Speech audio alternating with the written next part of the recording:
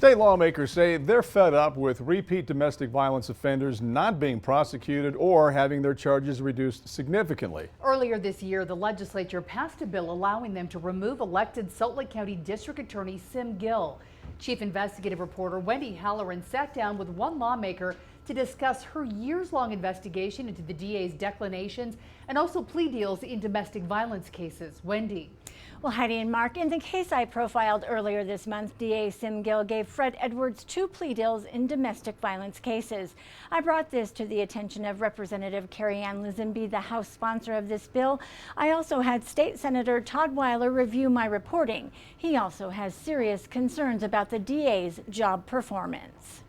There is clear failure to properly prosecute individuals who have been involved in the justice system time and time again. Earlier this year, state lawmakers fed up with repeat offenders being cut a break by Salt Lake County District Attorney Sim Gill passed Senate Bill 273.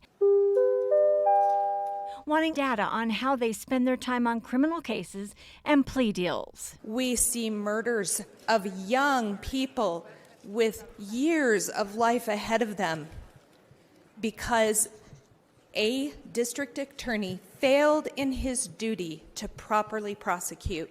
Do you feel that they dropped the ball when he first attacked her? Absolutely. I feel like they dropped the ball. Jeantu Chavez's daughter Esperanza was murdered in January. Accused killer Fred Edwards offered plea deals by Gill's office in domestic violence cases involving other women before he was charged with killing Chavez and trying to dump her body in this dumpster. He reduced both of those cases to felonies that would have sent him back to prison to misdemeanors. State Senator Todd Weiler. It's really disheartening to hear that. In a statement the DA's office provided for our report on Chavez, Gill stated that in one of the cases the victim was uncooperative.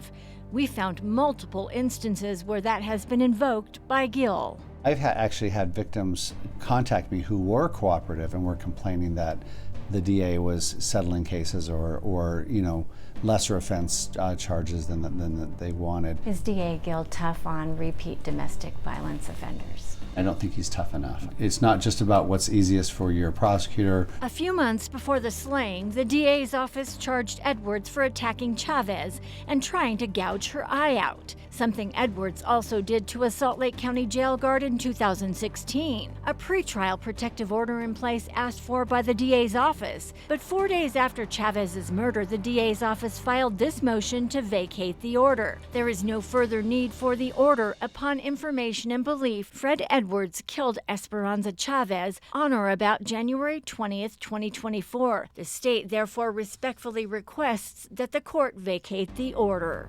Esperanza deserves better than that. In this statement, Salt Lake County DA Sim Gill says, "We continue to work with lawmakers to ensure that the data that they are seeking will be directly relevant to process improvement and outcomes without negatively impacting our function as public servants. It is in everyone's interest that all public offices would participate in the sharing of this information with our community. We continue to be committed to public safety." I think that there are segments of our community that are not safe with the current practices from the Salt Lake County Attorney's Office. You're watching. Yeah, I'm watching. Oh, I mean, I think the whole community is watching, but certainly the lawmakers are watching. This law allows the governor to recommend the Utah Supreme Court appoint a replacement prosecutor. It takes effect July 1st, 2025. Gill must provide an annual report to the Law Enforcement and Criminal Justice Interim Committee every year by November 1st. Heidi?